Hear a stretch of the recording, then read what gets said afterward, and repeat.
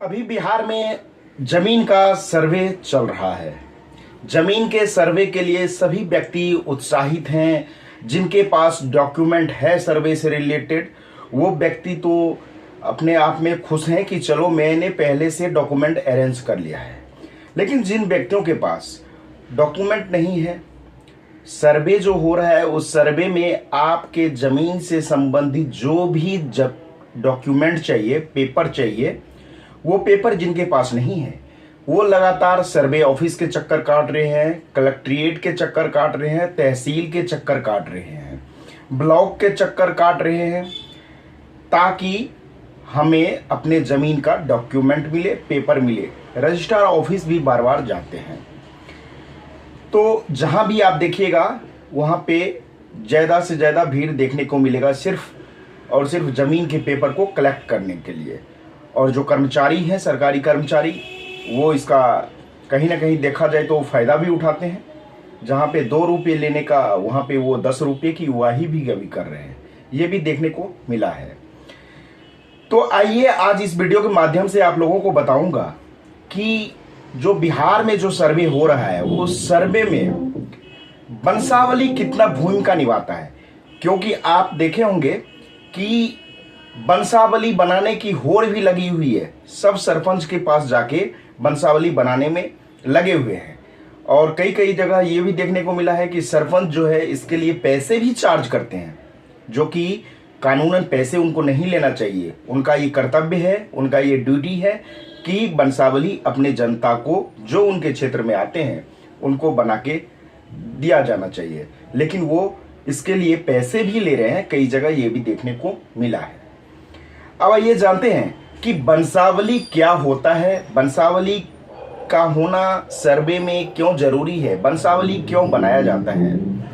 तो फ्रेंड्स, इसे जानने से पहले आप लोगों से एक ही रिक्वेस्ट करूंगा कि वीडियो को ज़्यादा से ज़्यादा लाइक कीजिए, चैनल को ज़्यादा से ज़्यादा सब्सक्राइब कीजिए और वीडियो को ज़्यादा से ज़्यादा शेयर भी कीजिए। आइए फ्रेंड्स जानते हैं। फ्रेंड्स, वंशावली, जैसा कि इसके शब्द से ही उत्तर देखने को मिलता है, वंशावली जो कि आपके वंश को प्रकट करता है, जो कि आपके वंश को बताता है आप किस वंशज के हैं, इन चीज़ों को बताता है, आपके वंश के इतिहास को बताता है। इसे ही वंशावली कहा जाता है। वंशावली जो भी एंसेस्ट्रल प्रॉपर्टी है, यानी पूर्वजों का संपत्ति है, पूर्वजों के संपत्ति को यदि आप पाना चाहते हैं तो आपको वंशावली का होना बहुत जरूरी है। वंशावली से आपको ये देखने को मिलता है कि आपके फोर फादर कौन थे, ग्रैंड फादर कौन थे, आपके पिताजी हैं, आप हैं। कहने का मतलब आपके जितने भी पीढ़ी हैं, पीढ़ियों से जो पीढ़ी दर पीढ़ी चलता आ रहा है, उस पीढ़ियों का विवरण ही वंशावली में लिखा जाता है। आपके परिवारों का विवरण ही वंशावली को दर्शाता है। मान लीजिए, उदाहरण के तौर पे मैं आपको बताऊं कि आपके दादाजी के जो पिताजी थे, यानी आपके फोरफादर ए थे, ए के 2 बेटे थे, बी और सी। अब बी और सी के कितने पुत्र पुत्री थे, वो सारे चीज़ें उसमें दिखाता है। फिर आपके पिताजी हुए, पिताजी किस में है, बी में है या सी में है। कहने का मतलब एक लाइन जो होता है, एक आपके वंश का जो एक चार्ट होता है, उस चार्ट को दर्शाना ही वंशावली कहा जाता है। वंशावली में आपके पारिवारिक चार्ट को बनाया जाता है, जिससे यह मालूम पड़ता है कि आपके वंश में कौन कौन से व्यक्ति थे, किन पीढ़ियों से आप चलते आ रहे हैं, और तब उनके नाम पे जो प्रॉपर्टी है वो प्रॉपर्टी भी ऑटोमेटिक ट्रांसफर होता आ रहा है। तो वंशावली बहुत ही महत्वपूर्ण भूमिका अदा करती है। वंशावली का बनाना बहुत ही जरूरी है।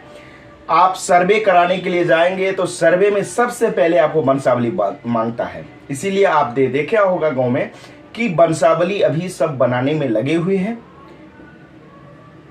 कई व्यक्तियों के मुंह से मैंने गांव में सुना कि वंशावली क्यों बनाया जाए, वंशावली का बनाना क्यों जरूरी है।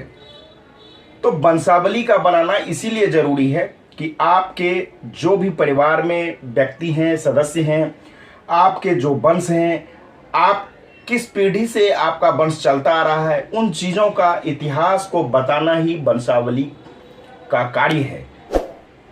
तो आई होप कि आप लोगों को पता चल गया होगा कि वंशावली बनाना क्यों जरूरी है, सर्वे में वंशावली का क्या कार्य है, और सर्वे से संबंधित और जो भी जानकारी होगी मैं नेक्स्ट वीडियो में आपको बताऊंगा।